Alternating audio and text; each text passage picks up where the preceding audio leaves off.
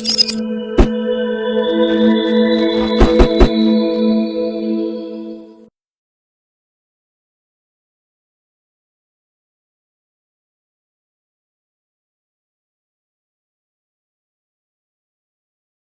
thank you very much again, Sean, for hosting these Toolbox talks every Monday and Tuesday morning.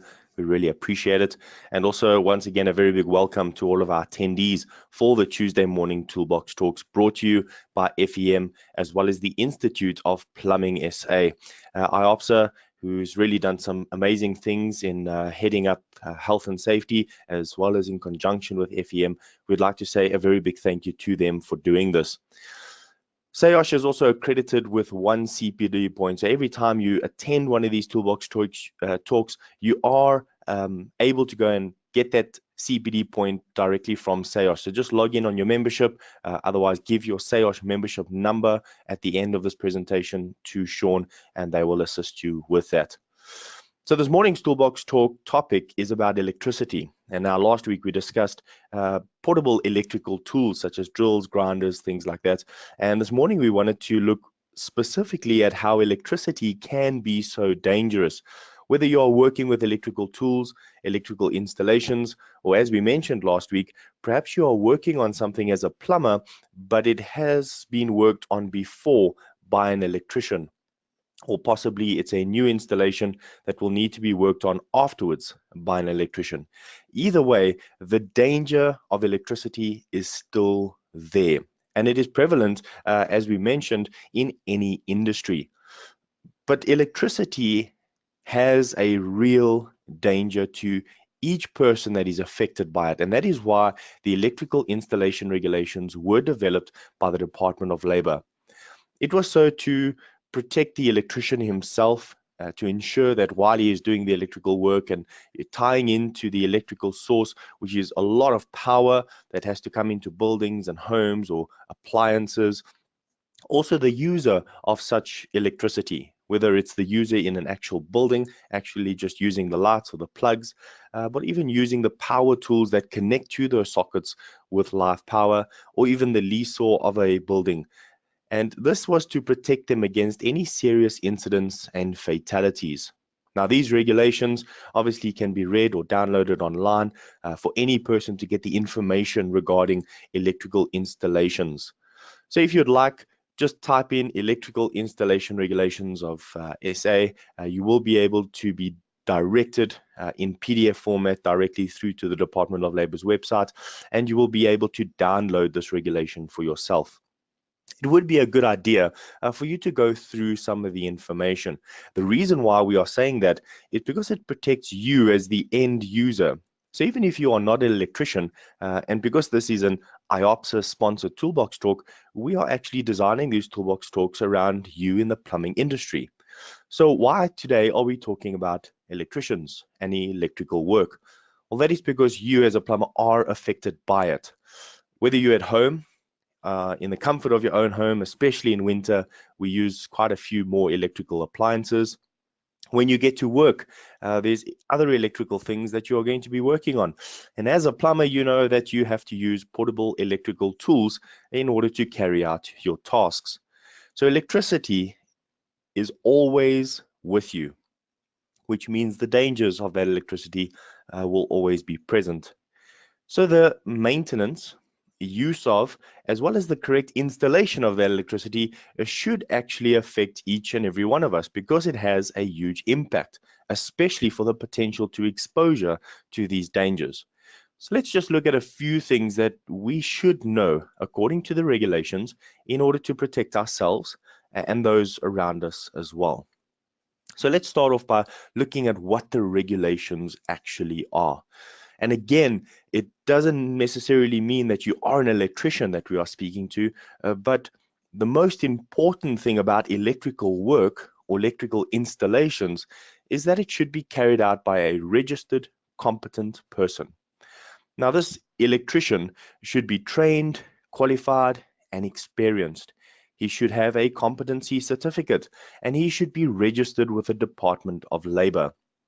Now, competency means what? Well, again, let's just remind ourselves of that word or the definition of what is competent. Someone who has been trained as an electrician, but also has the qualifications to back it up. Now, I don't know about you, but I pride myself on being able to work very well with my hands. And oftentimes, I take a dabble at certain things in and around the home. Now, not electrical work, but I do a bit of woodwork and a bit of steel work, and I do some welding and grinding. And every now and then, something that needs to be done, such as plumbing, I try my hand at it, but I'm not qualified. Generally, things don't turn out well. And thus, you have to call out someone who has that experience to actually come and do it. But 9 times out of 10, in fact, 10 times out of 10, I'm always going to look for someone who has the training, who has been qualified, and who has the experience in the task that they are going to perform in my house. Now, the reason for that is because I want to ensure that any installation that is done is not going to pose a hazard to myself and my family. And this would be the same at work. I wouldn't want to expose any of my employees to dangers. So when I use someone, I'm not going to look for someone that is a jack of all trades. I'm going to look for someone that has a trade, that is trained, is qualified, and essentially has that experience to understand what the dangers are and how a proper, safe installation should be handled. Now, the next very important thing is that all electrical work must be done in accordance with regulations and standards. And each installation, alteration of any electrical work must carry a certificate of compliance. In other words, it must be signed off by the electrician himself, and this is on a document that is actually issued by the government so that it holds their seal. And only in this case will your installation not only be safe, but compliant according to standards and legislation. And you should know what COCs or certificates of compliance are in the industry of plumbing, because any installation of plumbing that you have to put in, auditors will come out. Sometimes from the IOPSA branch, they will check these installations. If there are any alterations that need to be made, these suggestions are then put in writing. These alterations are then made, rechecked, and then a certificate of compliance is then issued. And this gives every person peace of mind, not only the person installing it, but the auditor that is stating that the work is done right, but the end user as well. They have confidence in that installation, and they have confidence in you as somebody who is performing their task as a competent person. So why are we speaking about this in terms of danger of electricity? Well, let us look at the regulations again. Section 7 of the same regulation states that any alteration or changes to any electrical work must again be done under the supervision of competent electrician, must be signed off again with a certificate of compliance being obtained for every single installation. Now, if it is a new or existing source of electricity that needs to be connected again to the government line, the government Department of Labor must be notified. And there are different annexure forms according to legislation that needs to be filled out by a competent person and then submitted to the Department of Labor for notification purposes. And this is to ensure that should the Department of Labor receive any documentation that they feel necessary to inspect, they will do that.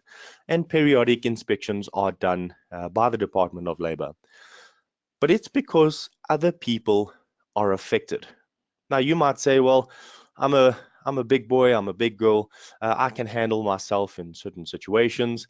And it's really up to the electrician to make sure he has everything in place. I'm the plumber, or perhaps you're doing some sort of other work. I know a lot of safety professionals listening to these toolbox talks, and perhaps you just on the safety side telling people that they should have it in place. But what are the dangers of turning a blind eye to certain documentation or certain requirements of the law stating that it's not really your responsibility to have it, it's actually the other party? And yes, this is 100% true. It's not your responsibility to make sure that they have it. However, it does affect others. And as you see in the picture there of a child's hands trying to touch the inside of sockets at a home, it could potentially affect you and your family. And that is because the dangers, once again, of electricity are real. Now, at work, these are no less real for any of us that are performing our tasks. So when we have electrical installations or when we are involved with working with electricity, we should ensure that the person performing any installations or alterations or connections are doing it in accordance with the standards. Now, again, this is not your responsibility, but because the effects of what that person does can severely expose you to the dangers of electricity and cause serious injury, potential fatalities, would you leave the life of your child in the hands of another person that could or could not be qualified, trained, and experienced in what they are performing? Well, I'm sure you will not. So, a few questions. Can you see the certificate of compliance yourself? Can you check the person's um, requirements in terms of competency? Do they have these documents in place? So yes, we don't just want to leave it to the other person to ensure they have it. We also want to have some sort of approach to them by stating that these things must also be proofed. Perhaps a little mini audit can be done on the documentation. And if you're not too sure what you're looking at, perhaps get somebody to assist you. Go to the safety department and ask them also to check on the previous electrician that is perhaps working on that work or is isolating the work for you or is installing those installations for you as well. This is all in an effort to protect each person that is involved with electrical works. Now, in last week's Toolbox talk about drills and grinders or any portable electrical tools, we mentioned that inspections are extremely important. And that is for you as the end user using that electrical tool. But it is the same with any electrical installation or any electrical item. These must be checked before using or installing them. These must be insulated and well grounded. They must be maintained in accordance with standards and always kept in good working condition. We should never ever use damaged electrical cables, tools, or any other items that carry an electrical surge. Never inspect any electrical installation while it is live. Obviously, there must be a lockout, tagout. There are certain situations where current will be given to a DB board or to a certain thing in order to check the correct flow of current, but this is done under very, very contained circumstances. In fact, it is done in a confined situation in order to minimize the dangers as much as possible. But we ask ourselves again, the dangers, what are they? We know that electricity has the potential to electrocute someone. We know that electricity has the potential to give you a mild shock or also burns on the skin. It could create fire. We know this, but let us take a look actually at a human being who breathes and whose heart beats and see the real dangers of an electrical current. So protecting ourselves from electric shock is extremely important. And giving ourselves a little bit of information on how this works is just as important. Now, a milliamp or amperage of any electrical current is what is extremely dangerous. And 1000 milliamps is what is needed to light a 100-watt bulb. So if you think of a 100-watt bulb in your house, in order to get enough power to bring light into that bulb, you need at least 1000 milliamps. Now notice that just 10% of that power can stop your heart from beating. Just 10%. 10% of the power needed to run your 100-watt light bulb. A 30% of that power will stop breathing completely. So really, we are not working with a lot of electricity. We are not talking about massive installations or high voltage installations that has the potential to kill you. The electrical cabling in and around you every single day has the potential to seriously expose you to these dangers of stopping your heart or stopping your breathing. Wouldn't you want those installations to be of a quality and a standard that is regulated through some sort of standard or regulation to ensure that the compliance to these laws are always in place? Well, much like you'd want a doctor to be qualified when working on you, the electrical installation should be no different. A plumbing installation should also be no different, because anything we do has the potential to affect the health and safety of the person next to us, including ourselves, the one doing the installation. So again, as a reminder from last week, we ask you, what is the price that you are putting on the installations you provide, on the tools or equipment that you are using that has the source of exposure to this danger? Is it only a day's work, a couple of hours that you need to work with these tools? Or are you keeping in mind that these have the potential to take a life? And the value of these tools should be monitored in the value of our lives.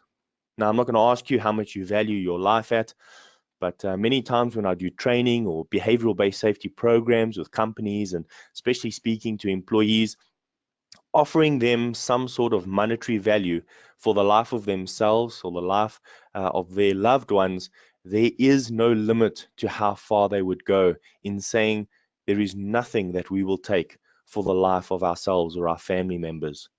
And this is because we want to stay alive.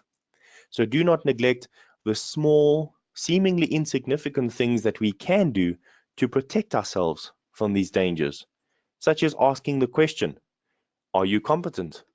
Can we see that certificate of competency? Is the electrical installation compliant? And is there a COC for this installation? Has it been done in accordance with the regulations? Is the lockout or tagout, has it been isolated before you start working on it? And is the correct installation being done after the fact? Again, every person, whether you are installing it, using it, or even working in and around that installation, you are exposed to this danger. So please protect yourself and protect others from these dangers. Now, just as a reminder about the free IOPSA and FEM training that is being handled this year, there are some changes, especially to the first aid. We are getting some other service providers in for this, so we'd like to just give you a reminder of these dates again. For those of you in Durban, KZN, we will be down there on the week of the 5th of August 2019, and then we are back in Gauteng for the first aid on the 10th and 11th of September, and then basic firefighting on the 24th of September. From there, we will let you know in the upcoming Toolbox Talks where we are going to be in and around the country. And if there are any additional training courses, perhaps we are training somebody other than IOPSA members, we would like to invite you to come and join these courses as well. So if you'd like some more information on how you can send 2 employees free of charge for these courses, simply mail chris@ohss.co.za, safety@iopsa.org, or info@ohss.co.za, and we will get back to you. We thank you to all of you who have joined, and for the wonderful remarks that you've given about these Toolbox Talks, as well as the training that's been happening. We really appreciate it and hope that we can continue to make a difference in this industry. So thank you very much for listening to this Toolbox Talk on electricity and how dangerous it is. We are looking forward to next week's Toolbox Talk, also Tuesday again, on registers and checklists. And we would maybe like to give you some templates of how we can do inspections on the tools and equipment that we are using for any plumbing installations.